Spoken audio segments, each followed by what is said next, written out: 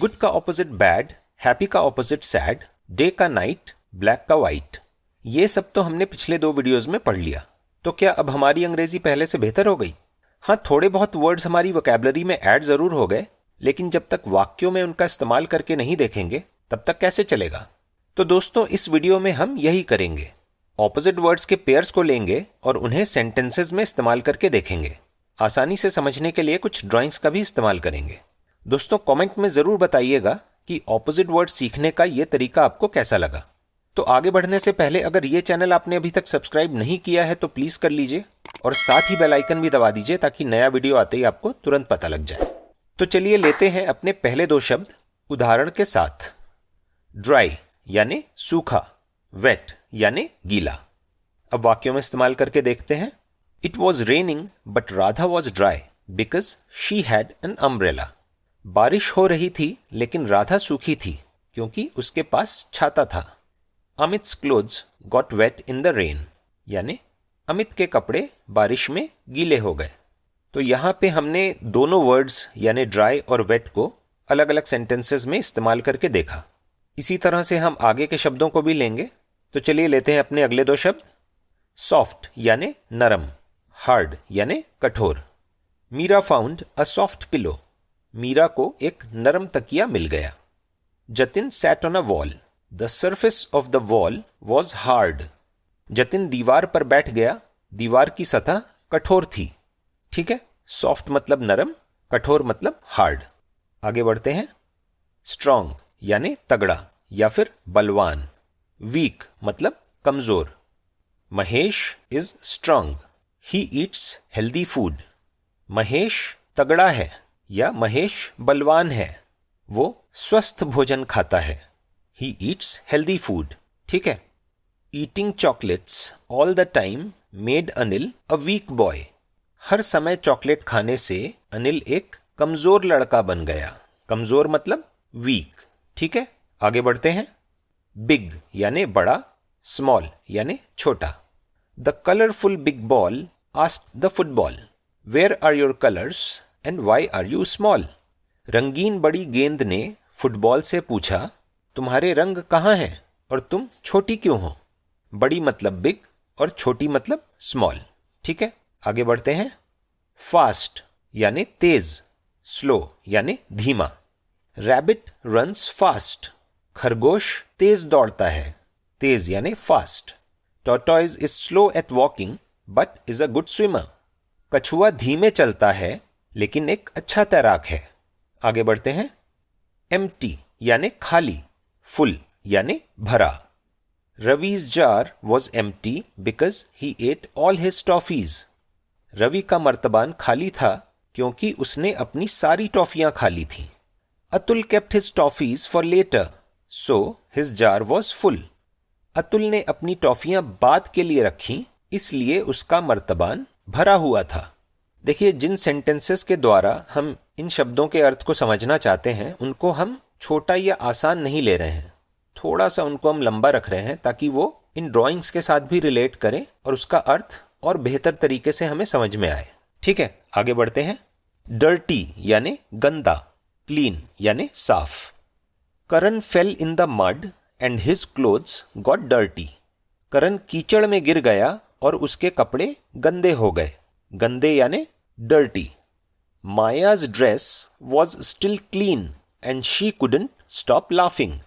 माया की पोशाक अभी भी साफ थी और वो अपनी हंसी रोक नहीं पा रही थी। तो यहाँ पे साफ मतलब क्लीन। ठीक है, आगे बढ़ते हैं। डार्क यानी अंधेरा, लाइट यानी रोशनी या फिर उजाला। The room was dark after the sunset. सूर्यास्त के बाद कमरे में अंधेरा था। अंधेरा यानी dark. Jatin lit the lamp and there was light. Jatin ने लैंप जलाया और वहां रोशनी हो गई या फिर वहां उजाला हो गया। ठीक है, आगे बढ़ते हैं। हैवी यानी भारी, लाइट यानी हल्का।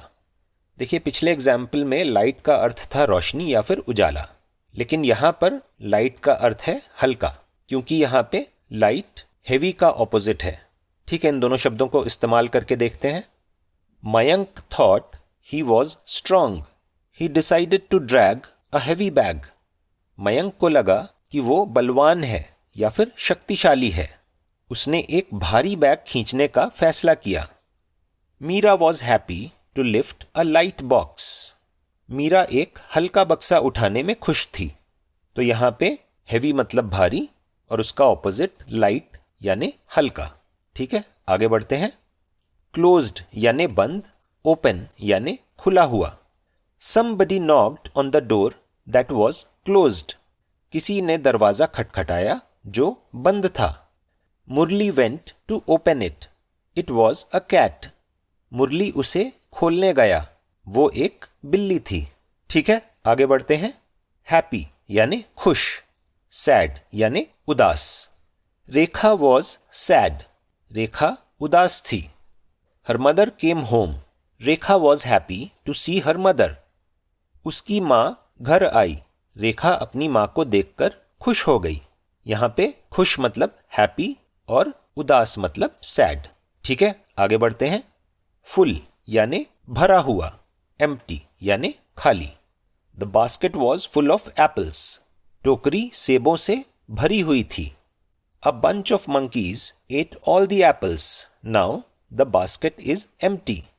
बंदरों के झुंड ने सारे सेब खा लिए, अब टोकरी खाली है।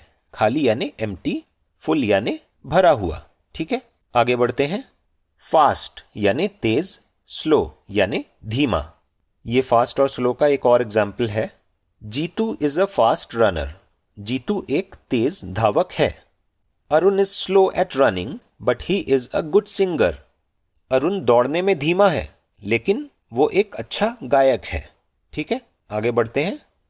अस्लीप यानी सोया हुआ, अवेक यानी जगा हुआ। Rita was asleep on her comfortable bed. Rita अपने आरामदायक बिस्तर पर सोई हुई थी। The alarm clock wrong and made her awake. Alarm घड़ी बजी और उसे जगा दिया। ठीक है, आगे बढ़ते हैं। क्राई यानी रोना, लाफ यानी हंसना। Raghu teased Meera and made her cry. Raghu ने मीरा को चिढ़ाया और उसे रुला दिया। It was wrong for him to laugh at her. उसका उस पर हंसना गलत था। तो क्राई मतलब रोना और लाफ मतलब हंसना। ठीक है, आगे बढ़ते हैं। स्वीट यानी मीठा, सार यानी खट्टा। Rita's ice cream was sweet. Rita की आइसक्रीम मीठी थी। कुणाल लिग्ड अ स्लाइस ऑफ सार लेमन। कुणाल ने खट्टे नींबू का एक टुकड़ा चाटा। तो खट्टा मतलब क्या हुआ? सार, और मीठा मतलब स्वीट। ठीक है, आगे बढ़ते हैं। नॉइजी यानी शोर भरा, क्वाइट यानी शांत। Ajit was making a noisy sound with his musical instrument. Ajit अपने संगीत वाद्य यंत्र से शोर भरी आवाज निकाल रहा था। शायद उसे बजाना नहीं आता हो। जब आप किसी म्यूजिकल इंस्ट्रूमेंट को गलत तरह से बजाते हैं तो वो संगीत से ज़्यादा शोर की तरह सुनाई देता है। तो वही बात है यहाँ पे। Maya asked him to keep quite.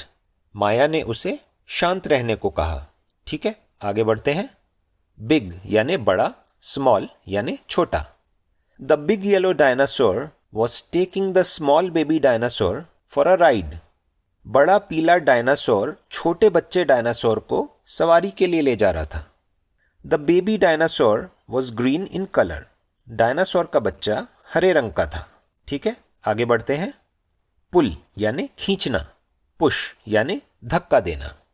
Mahesh and Suresh had to carry a heavy wooden box.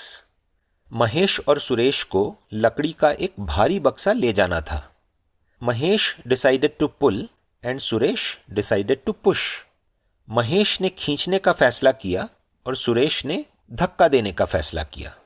तो इस तरह दोनों एक साथ मिलके भारी बक्से को लेके गए। ठीक है, आगे बढ़ते हैं।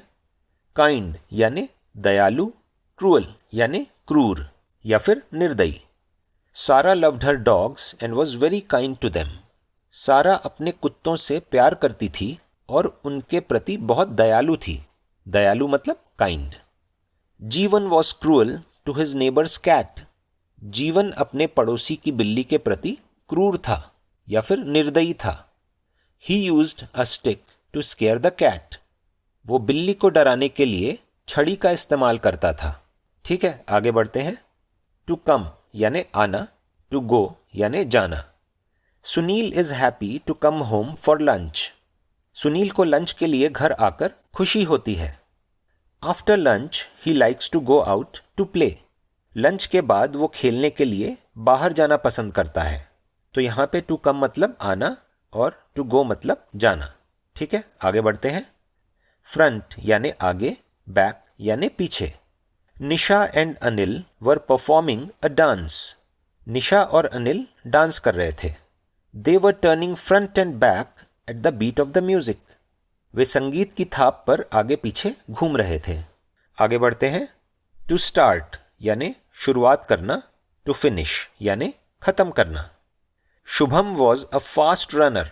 ही took a good start to finish the race first. Shubham एक तेज धावक था, उसने अच्छी शुरुआत करते हुए पहले रेस खत्म कर दी। तो यहाँ पर शुरुआत करना मतलब टू स्टार्ट और खत्म करना मतलब टू फिनिश। ठीक है, आगे बढ़ते हैं। ओपेक यानी अपारदर्शी, ट्रांसपेरेंट यानी पारदर्शी। अपारदर्शी का अर्थ क्या हुआ? जिसके आर पार आप ना देख सकें। जैसे एक लकड़ी का तख्ता है जिसके आर पार आप नहीं देख पाएंगे, लेकिन अगर कांच है तो उसके आर पार आप देख सकते हैं। तो कांच क्या हुआ?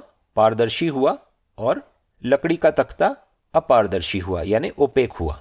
चलिए वाक्यों में इस्तेमाल करके देखते हैं। Radha and Manoj discovered something. Radha और मनोज ने कुछ खोज निकाला। They could hide behind the opaque wooden door but could be seen through the transparent glass door. वे अपारदर्शी लकड़ी के दरवाजे के पीछे छिप सकते थे, लेकिन पारदर्शी कांच के दरवाजे से देखे जा सकते थे। तो यहाँ पे कांच का दरवाजा हुआ पारदर्शी और लकड़ी का दरवाजा हुआ अपारदर्शी यानी ओपेक। ठीक है, आगे बढ़ते हैं। एंग्री यानी नाराज, हैप्पी यानी खुश। Maya was very angry with her brother because he had lost her book. Maya अपने भाई से बहुत नाराज थी क्योंकि उसने उसकी किताब खो दी थी। Later she was happy to know that it was a joke. बाद में वो ये जानकर खुश हुई कि वो एक मजाक था। तो यहाँ पर हैप्पी मतलब खुश और एंग्री मतलब नाराज। ठीक है, आगे बढ़ते हैं। टू गिव यानी देना, टू गेट यानी पाना। Neeraj wanted to give Kiran a birthday present. Neeraj Kiran को जन्मदिन का तोहफा देना चाहता था। Kiran was happy to get a gift from Neeraj. Neeraj से तोहफा पाकर किरण खुश हो गई। तो यहाँ पे टू गेट मतलब पाना और टू गिव मतलब देना। ठीक है, आगे बढ़ते हैं। ह्यूमन यानी इंसान, एनिमल यानी जानवर। Anita is a good human being. Anita एक अच्छी इंसान है। She also treats every animal with love. वो हर जानवर से प्यार से पेश आती है। ठीक है, आगे बढ़ते हैं। फनी यानी मज़ेदार या फिर हास्यपूर्ण। सीरियस यानी गंभीर। Amit and Anil were reading books. Amit और अनिल किताबें पढ़ रहे थे। Anil's book had funny tales. Anil की किताब में मज़ेदार किस्से थे। Amit's book was full of serious stories. Amit की किताब गंभीर कहानियों से भरी हुई थी। तो गंभीर मतलब सीरियस और मज़ेदार मतलब फनी। ठीक है, आगे बढ़ते हैं। थ्रो यानी फेंकना, कैच यानी लपकना या पकड़ लेना। Mahesh and Suresh were playing. Mahesh और सुरेश खेल रहे थे। Suresh knew how to throw a ball. Suresh गेंद फेंकना जानता था। Mahesh could catch the ball easily. Mahesh गेंद को आसानी से लपक सकता था। ठीक है, आगे बढ़ते हैं। वर्क यानी काम करना, प्ले यानी खेलना। Hari works longer at school so that he can play with his toys in the evening. Hari school में अधिक समय तक काम करता है ताकि वो शाम को अपने खिलौनों से खेल सके। तो यहाँ पे वर्क मतलब काम करना हो गया और प्ले मतलब खेलना हो गया। ठीक है, आगे बढ़ते हैं। अफ्रेड यानी डरा हुआ, ब्रेव यानी साहसी।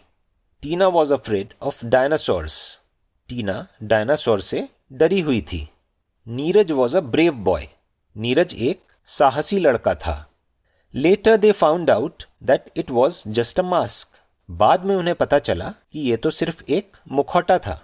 तो यहाँ पे ब्रेव यानी साहसी और अफ्रेड यानी डरा हुआ। ठीक है, आगे बढ़ते हैं। केयरलेस मतलब लापरवाह, कॉशियस यानी सतर्क। Anil and Anuj loved skating. Anil और अनुज को स्केटिंग करना बहुत पसंद था। Anil was careless and would not wear a helmet. Anil लापरवाह था और हेलमेट नहीं पहनता था। Anuj was cautious to wear a helmet while skating. Anuj skating करते समय हेलमेट पहनने को लेकर सतर्क था। बॉय यानी लड़का, गर्ल यानी लड़की। Manish is a smart boy. Manish एक होशियार लड़का है। Mamta is an intelligent girl. Mamta एक समझदार लड़की है। They are good friends and they play together. वे अच्छे दोस्त हैं और साथ खेलते हैं। ठीक है, आगे बढ़ते हैं। फॉल डाउन यानी गिरना, गेट अप यानी उठना। Once in a while it's all right to fall down. कभी कभी गिरना ठीक है। If you are not hurt you should get up and move ahead. अगर आपको चोट नहीं लगी है तो आपको उठकर आगे बढ़ना चाहिए। ठीक है, आगे बढ़ते हैं। फ्यूरियस यानी क्रोधित, हिलेरियस यानी हास्यजनक। Manoj did not like the joke and it made him furious. Manoj को मजाक पसंद नहीं आया और उसने उसे क्रोधित कर दिया। The other two kids found the joke hilarious. अन्य दो बच्चों को चुटकुला हास्यजनक लगा। They could not stop laughing. वे अपनी हंसी नहीं रोक पाए। आगे बढ़ते हैं। फिल्थी यानी गंदा, स्पॉटलेस यानी बेदाग। Anita's car became filthy because of the muddy road. कीचड़ भरी सड़क के कारण अनीता की कार गंदी हो गई। She cleaned the car and made it look spotless. उसने कार को साफ किया और उसे बेदाग बना दिया। बेदाग मतलब स्पॉटलेस और फिल्थी मतलब गंदा। आगे बढ़ते हैं। फ्रंट यानी सामने, बिहाइंड यानी पीछे। Julie and Robin were playing hide and seek. Julie और रॉबिन लुका छिपी खेल रहे थे। लुका छिपी के खेल को क्या बोलते हैं? Hide and seek. ठीक है, तो Julie and Robin were playing hide and seek यानी जूली और रॉबिन लुका छिपी खेल रहे थे। Robin was looking for Julie in front of the curtain but Julie was hiding behind the curtain. Robin पर्दे के सामने जूली को ढूंढ रहा था लेकिन जूली पर्दे के पीछे छुपी हुई थी। तो यहाँ पे सामने मतलब फ्रंट, पीछे मतलब बिहाइंड। दोस्तों, इस वीडियो में इतना ही, लेकिन सीखने की प्रक्रिया वीडियो के साथ समाप्त नहीं होती। उसे आप आगे जारी रख सकते हैं कमेंट्स के द्वारा। आपके कुछ डाउट्स हो तो ज़रूर पूछें और साथ ही हमें यह भी बताएं कि आपको ये वीडियो कैसा लगा। पसंद आया हो तो लाइक ज़रूर कर दें और अपने दोस्तों के साथ भी शेयर करें। तो चलिए मिलते हैं अगले वीडियो में। बहुत बहुत धन्यवाद।